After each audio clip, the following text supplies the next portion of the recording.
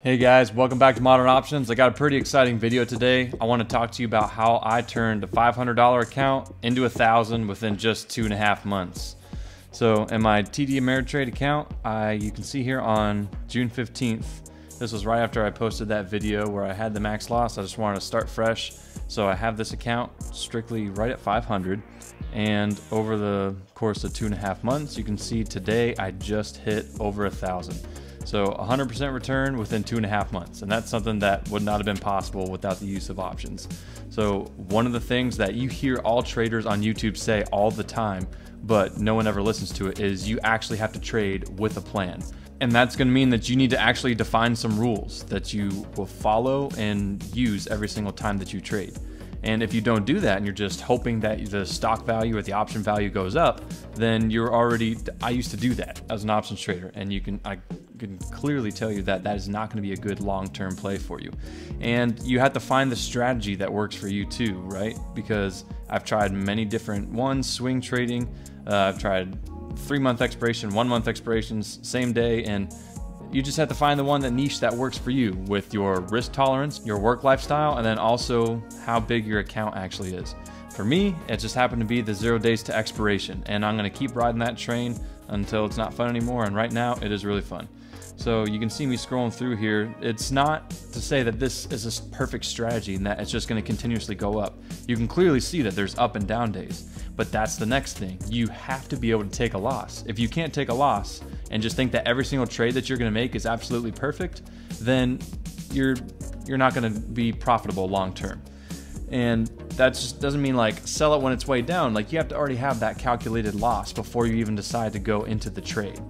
So let's go ahead and look at this week's trades. I had another perfect week with 0 days to expiration.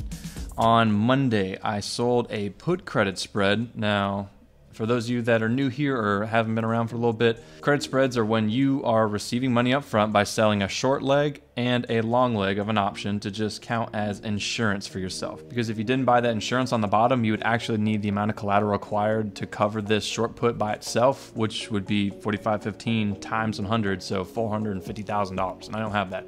So instead, you can just bring your strike price down 5 points, and that means the width of the spread is $5, which means that you're only risking $500 at 1 point, minus the credit that you receive.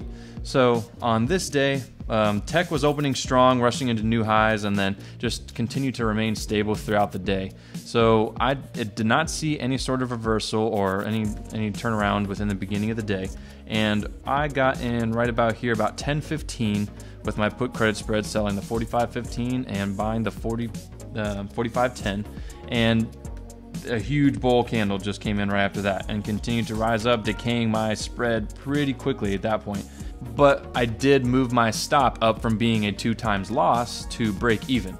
If you haven't watched my videos before too, I like to make my stop 2 times the premium that I received, and that's a hard stop. So that way I don't play mental games. I don't see like, maybe I'll get out. It gets me out. That way I live to trade another day. So on this day, I sold that spread for 50 cents. So not a huge one that day, but that was okay. I didn't want to ride into this trend and then have it turn on me, so I did a little bit less premium than I normally might have done. And it expired worthless, so I kept all 50 of that today. Moving on to Wednesday's trade, I did an iron condor. So remember, an iron condor is both a put credit spread and a call credit spread combined. Easiest way to think of it. Again, I sold the 45.15 put and bought the 45.10, and I sold the 45.45 call and bought the 45.50. So on Wednesday, there was just a mix of sectors battling each other. So energy, financials, and healthcare were down, but NASDAQ was hitting all-time highs, so it was a constant battle throughout the day. So there was a lot of back and forth going on here in the morning, and then a huge red candle, and then a slightly bigger green, slightly smaller green candle right after that. So there wasn't a clear direction for the day, so I figured I was going to put on an iron condor. And for this iron condor, I took in 70. So that's a decent amount of premium off of 500 collateral. So 500 because that's the width of the spread, minus 70, which means I only had $430 at risk. So this continued to be a great day for an iron condor. Slightly went up towards my call side, but didn't get close enough to actually test breaking my stop. Right around here at 2 o'clock, I believe I moved my stop from being 2x and I brought it down to break even. So that way I at least guaranteed that I wasn't going to lose any money for the day. And then going on as the day continued, around maybe 3 o'clock, I moved it up to have at least some profit. So if I did get stopped out, I would still make some money. But I didn't buy to close and it ended up expiring worthless, and I kept all that $70. So let's move into Friday's trade. I did another iron condor, and man, 45.15 and 45.10 puts held it strong throughout the entire week. That was the same put legs that I've used. I also sold the 45.50 call and the 45.55 call. So for Friday, job reports came out with a big miss. There's expected to be 720K, but only 235K were actually created. So that's what brought it down in the morning. But then also still some optimism from the Jackson Hole Symposium with Jerome Powell talking there. So that kind of bounced it out. And there wasn't a clear direction again today, so I felt comfortable taking on an iron condor. And I opened this at 10:16 a.m. and I got some pretty good premium on that day as well today. And that was 80 cents. So 500 collateral minus 80 means I only had 420 bucks at risk. And throughout the day, it continued to slightly inch higher throughout the day. Again, did not test my call side of it. At most, it was at 45, 41. So it was still 9 strikes away. So I was comfortable not closing this early, but again, I did move my stop loss from 2x, which is what I normally do as soon as I open the trade, and brought it up to break even and then slowly start to bring it into profitable throughout the day.